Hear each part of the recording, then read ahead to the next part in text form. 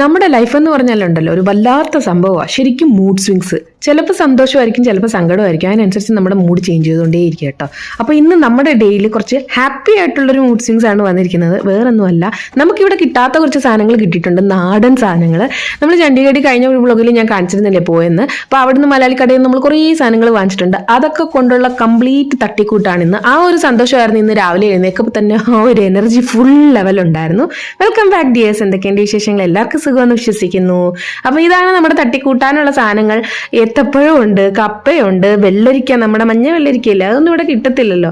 അപ്പോൾ വായോ, ദേ കപ്പ ഞാൻ ആദ്യം സെറ്റപ്പായിട്ട് നന്നായിട്ട് കഴുകി വെള്ളമൊക്കെ വെച്ചിട്ടേ എനിക്കറിയത്തില്ല ഇത് വേഗുന്നയാണോ ഇല്ലയോ എന്ന് അറിയത്തില്ലായിരുന്നു. അപ്പം നന്നായിട്ടൊന്ന് കഴുകിയിട്ട് എന്തായാലും നോക്കാമെന്ന് വെച്ചിട്ട് ഞാൻ ഗ്യാസിലല്ല വെച്ചത്, ഞാൻ നമ്മുടെ ഇൻഡക്ഷൻ കുക്ക് ടോപ്പിലോട്ടാണ്. വെറുതെ ഗ്യാസ് എന്തിനാ കളയുന്നതെന്ന് വെച്ചിട്ട് ഇൻഡക്ഷൻ കുക്ക് ടോപ്പിൽ ആദ്യം ഒരു 30 മിനിറ്റ് സെറ്റ് ചെയ്ത് വെച്ച് കേട്ടോ. തിളപ്പിച്ചിട്ടൊന്ന് ഊറ്റിക്കളയാന്നൊക്കെ വെച്ചോണ്ടിരുന്നു. അപ്പം നമ്മൾ കപ്പ വാങ്ങിച്ച സ്ഥലം ഇതാണ്. ഇത് ചണ്ഡീഗഡാണ്, സിംഗ്ല സ്റ്റോർ എന്നാണ് കേട്ടോ. നമ്മുടെ സൗത്ത് ഇന്ത്യൻ സാധനങ്ങളെല്ലാം കിട്ടുന്ന സ്ഥലമാണ്.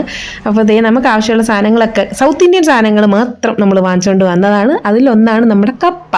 ബാക്കി സാധനങ്ങളൊക്കെ ഞാൻ വഴിയെ കാണിക്കാം. നല്ല വെന്തുടയുന്ന കപ്പയായിരുന്നു. നിങ്ങൾ നോക്കിയേ, നല്ല പോലെ എഴുന്നൊന്നും അറിയത്തില്ല, സെറ്റപ്പ് ആയിട്ടുണ്ട്.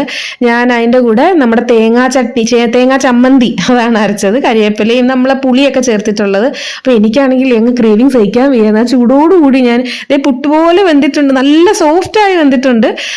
അപ്പോൾ ആ വെള്ളമൊക്കെ ഊറ്റി കളഞ്ഞിട്ട് ഉപ്പൊക്കെ ഇട്ട് വെച്ചേക്കുക, ജസ്റ്റ് ഒന്ന് കുഴച്ച് ആ മിക്സിയിൽ നിന്ന് തന്നെ ചമ്മന്തി എടുത്തിട്ട് ഞാൻ കഴിച്ചു നോക്കുകയാണ്. ഒരു പീസ് കഴിച്ചിട്ട് എൻ്റെ വായിൽ ഇങ്ങനെ വെള്ളം വന്നുകൊണ്ടിരിക്കുമായിരുന്നു. അപ്പോൾ ഞാൻ അടുത്ത പീസും കഴിച്ചു. അപ്പോൾ രാക്കേ വരുന്നവരെങ്കിലും ഒന്ന് ക്ഷമിക്കണ്ടേ, കാരണം അങ്കൂർ ഇത് കഴിക്കത്തില്ല കേട്ടോ, അങ്കൂന് ഇഷ്ടമല്ല കപ്പ. ആക്കെ വന്നപ്പോൾ ഞാൻ പ്ലേറ്റിലോട്ട് എടുത്ത് വെച്ചിട്ട് ഞങ്ങൾ രണ്ടും ഇന്ന് വയറ് നിറച്ച് ഇതാണ് കഴിച്ചത്. എത്ര നാളായി എനിക്ക് ഭയങ്കര ആഗ്രഹമായിരുന്നു. ഞാൻ അമ്മയെ വിളിക്കുമ്പോഴൊക്കെ പറയും, അമ്മ എനിക്ക് കപ്പ കഴിക്കാൻ തോന്നുന്നു, എന്ത് ചെയ്യാനല്ലേ.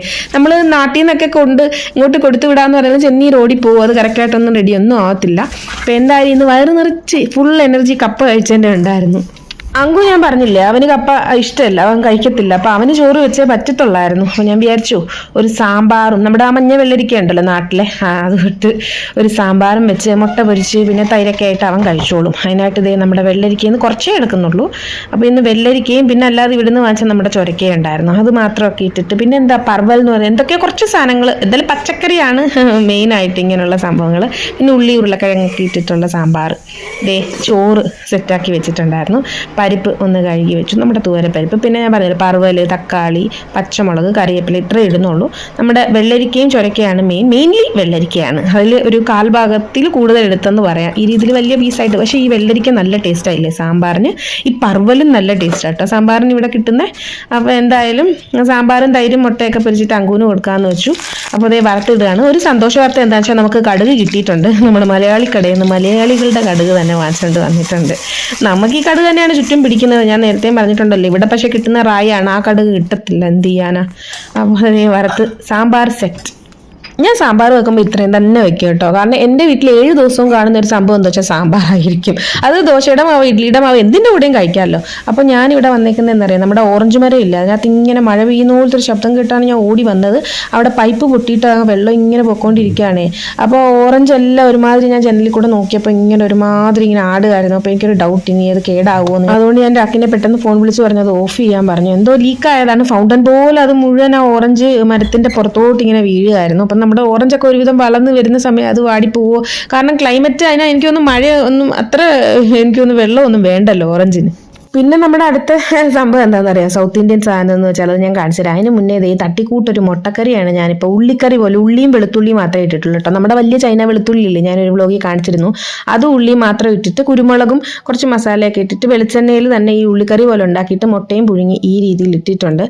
വേറൊന്നും അല്ല, നമ്മുടെ പൊറോട്ടയാണ്. ഞാൻ കഴിഞ്ഞ വ്ളോഗിലും കാണിച്ചിരുന്നു പൊറോട്ട ആവി കയറ്റി. നമ്മൾ അതിൻ്റെ കൂടെ എന്തായിരുന്നു, കുറുമയല്ലായിരുന്നു. അപ്പോൾ അതേ പൊറോട്ടക്കടയാണ് ഇത് കണ്ടോ. നമ്മൾ വെയിറ്റ് ചെയ്യുന്നത് നമ്മുടെ പൊറോട്ടയ്ക്ക് വേണ്ടിയാണ്. അപ്പോൾ ഇത് ചണ്ഡീഗഡിലുള്ള തമിഴ്നാട്ടുകാരുടെ ഒരു കടയാണ് കേട്ടോ, കാർത്തിക്. ഞങ്ങൾ ഇവിടെ താമസിച്ചിരുന്ന പണ്ട് അതൊരു കുഞ്ഞു കടയായിരുന്നു. ഇപ്പോൾ അത് ഭയങ്കര സെറ്റപ്പ്, കുറേ ബ്രാഞ്ചസ് ഒക്കെ ആയി തോന്നുന്നു ഇവിടെ. അപ്പോൾ ഞാൻ ദേ പൊറോട്ട വാങ്ങിച്ചുകൊണ്ട് ആർക്കും കൊടുക്കാതെ സൂക്ഷിച്ച് പിടിച്ചുകൊണ്ട് പോവുകയാണ്. ഇതിനകത്ത് ഇവരുടെ തന്നെ കുറുമയും പിന്നെ ചമ്മന്തി, നമ്മുടെ ഈ പൊട്ടുകടലയും തേങ്ങയിട്ട ചമ്മന്തി ഇല്ല, അതൊക്കെ ഉണ്ടായിരുന്നു. അതാ ഇത്രയും നല്ല ചൂടുണ്ടായിരുന്നു കേട്ടോ. അപ്പോൾ ആ സംഭവമാണിത്. ഉള്ള സത്യം പറയാമല്ലോ, ഞാനിത് കഴിച്ചു നോക്കിയപ്പോൾ നമ്മുടെ മലബാർ പൊറോട്ടയുടെ അത്രയും ടേസ്റ്റ് ഇല്ല കേട്ടോ. അതായത് കേരളത്തിൽ ഉണ്ടാക്കുന്നവരുടെ പൊറോട്ടയുടെ അത്രയും ടേസ്റ്റ് എനിക്ക് തോന്നിയില്ല. കുഴപ്പമില്ല, ടേസ്റ്റ് നമ്മുടെ കേരളത്തിലെ പൊറോട്ടയ്ക്ക് തന്നെയാണ്. അപ്പോൾ നെക്സ്റ്റ് ഡേ മോർണിംഗ് ആണ്. 5:30 കഴിഞ്ഞപ്പോൾ നമ്മൾ എഴുന്നേറ്റു. ദേ നമ്മുടെ കിച്ചൺ ബാൽക്കണി വന്നപ്പോഴത്തേക്ക് ചന്ദ്രൻ പോയിട്ടില്ലായിരുന്നു, അവിടെ നിൽക്കുക. സൂര്യൻ വരാറായി, സൂര്യനും ഓൾമോസ്റ്റ് വന്നു കേട്ടോ. പരപരാന്ന് നേരെയൊക്കെ വെളുത്തായിരുന്നെങ്കിലും ചന്ദ്രനെ നോക്കി. എന്നിട്ട് രാവിലെ എഴുന്നേറ്റ് വന്ന് കണ്ട കണി ഇതായിരുന്നു, നമ്മുടെ ദോശമാവ് അല്ലെങ്കിൽ ഇഡ്ഡലി മാവ്. രണ്ടിനും കൂടെ ഒരുമിച്ചാണ്. എനിക്കങ്ങനെ ദോശ ഇഡ്ഡലി പ്രത്യേകിച്ച് അങ്ങനെയൊന്നും ഇല്ല കേട്ടോ. ഒരുമിച്ച് അരച്ച് വെച്ച മാവ് നല്ല രീതിയിൽ നൊരച്ച് പുളിച്ച് പൊങ്ങി. ഇത് നമ്മുടെ നാട്ടിലെ നാടൻ പച്ചരി, അതായത് എന്താ നമ്മുടെ പച്ചരി ഇല്ലേ, ഇഡ്ഡലി റൈസ്, അത് വെച്ചിട്ട് ഇഡ്ഡലി റൈസ് എന്ന് നമ്മുടെ ദോശയ്ക്ക് അരച്ച് വെക്കാമല്ലോ. അപ്പോൾ അരച്ച് വെച്ചാണ് നല്ല രീതിയിൽ നൊരച്ച് പുളിച്ച് പൊങ്ങി കളഞ്ഞിരിക്കുന്നു. മണവും കുറച്ച് വ്യത്യാസമുണ്ട്. ഞാൻ സാധാരണ സോനാ മസൂരിയുടെ തന്നെയാണ് എപ്പോഴും എല്ലാത്തിനും ഞാൻ എടുക്കാറുള്ളത്, ചോറ് വെക്കാനും ഇഡ്ഡലിക്കും ദോശയ്ക്കും ഒക്കെ. ഇവിടെ അതാണല്ലോ സുലഭമായിട്ട് കിട്ടുന്നത്. അപ്പം ഞാൻ അന്ന് മലയാളിക്കടയിൽ പോയതുകൊണ്ട് ഇത് വെള്ള കളറിൽ ഇരിക്കുന്ന കണ്ടിട്ട് വാങ്ങിച്ചതാണ്. അപ്പം ഞാൻ ഇത് കണ്ട് സന്തോഷിച്ചു, നരച്ച് പുളിച്ചല്ലോ എന്ന് വെച്ചിട്ട്. പക്ഷേ പിന്നെ അത് ക്ലീൻ ചെയ്യേണ്ടത് ഇച്ചിരി ബുദ്ധിമുട്ടാണ്. അപ്പോൾ അതെല്ലാം എന്തായാലും ഒന്ന് ക്ലീൻ ചെയ്തു. പിന്നെ ഞാൻ പറഞ്ഞല്ലോ, എപ്പോഴും നമ്മൾ കാമായിട്ടിരിക്കാം, കുറച്ച് പ്രകൃതിയായിട്ട് നമ്മൾ സ്വന്തമായിട്ടൊന്ന് എന്താ പറയുക സംസാരിക്കണം മനസ്സുകൊണ്ട്. അപ്പം നമ്മൾ ഭയങ്കര ഹാപ്പിയാവും. ഞാൻ അങ്ങനെയൊക്കെ ചെയ്യാറുണ്ട് കേട്ടോ. വട്ടാണോ എന്തോന്ന് എനിക്കറിയത്തില്ല, പക്ഷെ എനിക്ക് ചെറിയ വട്ടമുണ്ട്. അതേ സമയം 6 മണിയാകുമ്പോൾ പോകുന്നു, പാല് കാച്ചി. നമ്മുടെ അകത്തൊക്കെ നല്ല ഇരുട്ടാട്ടോ, പുറത്ത് നല്ല രീതിയിൽ വെളുപ്പുണ്ട്. നമ്മൾ ഈ കട്ടനൊക്കെ ഇങ്ങനെ ഇട്ടേക്കുന്നതുകൊണ്ടാന്ന് തോന്നുന്നു. അച്ഛനും മോനും സുഖമായിട്ട് ഉറങ്ങുകയാണ്. അരമണിക്കൂർ കൂടെ കഴിഞ്ഞാൽ അങ്കുവിനെ കുത്തിപ്പൊക്കണം. അവിടെ അലാം ഉണ്ട്, അത് എഴുന്നേറ്റോളും. രാത്രി 7 മണിയാകുമ്പോൾ എഴുന്നേക്കും. അങ്ങനെയാണ് ഇവിടുത്തെ ടൈം. ഞാൻ 5:30 ആകുമ്പോൾ ഇപ്പോൾ കറക്റ്റായിട്ട് എഴുന്നേക്കും കേട്ടോ. കാരണം ഒന്നത് നേരം വിളിക്കുന്നതുകൊണ്ട് വേറെ പ്രശ്നമൊന്നുമില്ല. അപ്പം നമ്മുടെ റൂമൊക്കെ കുറ്റി ഇരുട്ടാണ്, അവർ സുഖമായിട്ട് ഉറങ്ങുകയാണ്. ഞാൻ എന്തായാലും കിച്ചണിലെത്തി. ഇന്ന് ഇഡ്ഡലിയും ചട്നിയും അവന് കൊടുത്തു വിടാൻ പോകുന്നത്. തിരിച്ചു വന്നതേ പാല് ഭംഗി, അത് കളയാതെ പെട്ടെന്ന് ഓഫ് ചെയ്തു, അല്ലേ അതും ക്ലീൻ ചെയ്യാൻ നിൽക്കണ്ടേ. എന്നിട്ട് നമ്മുടെ ഇത് ഇഡ്ഡലിക്ക് മാവ് ഞാനത് സെപ്പറേറ്റ് കുറച്ചൊന്ന് മാറ്റിയിട്ടേ വെച്ചിട്ട് ബാക്കി ക്ലീൻ ചെയ്തങ്ങ് നമ്മുടെ ഫ്രിഡ്ജിൽ തന്നെ വെക്കാമെന്ന് വെച്ചു. കാരണം പുറത്തിനി വെക്കാൻ പറ്റത്തില്ല, നല്ല ചൂടാണ് ഇവിടെ, ഒരുമാതിരി ഹ്യൂമിഡുള്ള ചൂടാണ്. അപ്പോൾ അതേ കുറച്ച് ഇഡ്ഡലിക്ക് മാറ്റി വെച്ചിട്ട് അങ്കുവിന് ആവശ്യമുള്ളത് ഒരു 10 ഇഡ്ഡലി ഉണ്ടാക്കാമെന്ന് വെച്ചു. കാരണം അവൻ്റെ സ്കൂളിൽ ഫ്രണ്ട്സിനൊക്കെ കൊടുത്തു വിട്ട ഇഡ്ഡലി അവർക്ക് ഒത്തിരി ഇഷ്ടം. അപ്പോൾ എല്ലാവരും കൂടെ കഴിക്കുമല്ലോ. ഇന്ന് സാമ്പാർ ഉണ്ടായിരുന്നെങ്കിൽ ഞാൻ വിചാരിച്ചു ഇന്ന് ചുമന്ന ചട്നി ഉണ്ടല്ലോ, നമ്മുടെ തേങ്ങ കൊണ്ടുള്ള ചുമന്ന ചട്നി, അതരയ്ക്കാമെന്ന് വെച്ചു. അപ്പോൾ അത് ദേ അരച്ചിട്ട് ജസ്റ്റ് ഒന്ന് വറുത്തിട്ട് കൊടുത്താൽ അവൻ ഹാപ്പിയാവും. ഇഡ്ഡലിയും നല്ല രീതിയിൽ പൊങ്ങി വന്നിട്ടുണ്ടായിരുന്നു കേട്ടോ. ഇഡ്ഡലി രണ്ടിനും ഒരു ടെക്സ്ചറാണ്. നമ്മുടെ സോനാ മസൂരി കുറച്ചും കൂടെ സോഫ്റ്റായിട്ട് എനിക്ക് തോന്നി. ഇത് ഹാർഡല്ല, എന്നെ സോനാ മസൂരിയുടെ അത്രയും സോഫ്റ്റ്നെസ് എനിക്ക് ഫീൽ ചെയ്തില്ല. ഇതായിരുന്നു നമ്മുടെ ചമ്മന്തി. അങ്ങനെ ഇഡലിയും ചമ്മന്തിയും റെഡി. ദേ രാവിലത്തെ നമ്മുടെ ചായ തിളച്ചുകൊണ്ടേയിരിക്കുന്നു. അപ്പോൾ ചായയുടെ കാര്യം പറയുകയാണെങ്കിൽ ഒരു കഥയും കൂടി ഉണ്ട്, അത് ഞാൻ പറയാവേ. രാവിലെ ദേ നേരമൊക്കെ നന്നായി വെളുത്തു, സൂര്യനൊക്കെ നമ്മുടെ വീടിനകത്തെത്തി. അപ്പോൾ ചായയുടെ കാര്യം എന്താണെന്ന് വെച്ചാൽ എനിക്കിന്ന് ദിവസത്തിൽ ഒരു ചായ മാത്രമേ കുടിക്കാൻ പറ്റത്തുള്ളൂ. എനിക്ക് കുറച്ച് ഇഷ്യൂസ് ഈ ചായ ഒരുപാട് കുടിക്കുന്നതിലൂടെ വന്നു. അതുകൊണ്ടാണ് ഞാനങ്ങനെ ചായ കംപ്ലീറ്റ് ആയിട്ട് നിർത്തണം എന്ന് വിചാരിച്ചത്. പക്ഷേ രാവിലെ എനിക്ക് ചായ ഇല്ലാതെ പറ്റത്തില്ല, ഞാൻ അത്ര അഡിക്റ്റായി. ശരിക്കും നമ്മൾ ആൽക്കഹോളൊക്കെ അഡിക്റ്റ് ആവുന്ന പോലെ തന്നെ അഡിക്റ്റ് ആവുന്ന ഒരു സംഭവമാണ് ഈ ചായ. കൂടുതൽ വിശേഷങ്ങളായിട്ട് മറ്റൊരു നല്ല വീഡിയോ ആയിട്ട് കാണുന്നത് വരെ എല്ലാവർക്കും thank you so much. Bye bye dears.